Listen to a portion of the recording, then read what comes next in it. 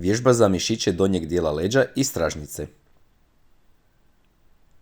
Stopala približimo stražnjici, širina stopala je u širini ramena.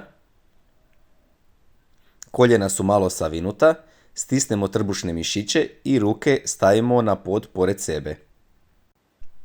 Zatim počnemo podizati stražnjicu u zrak.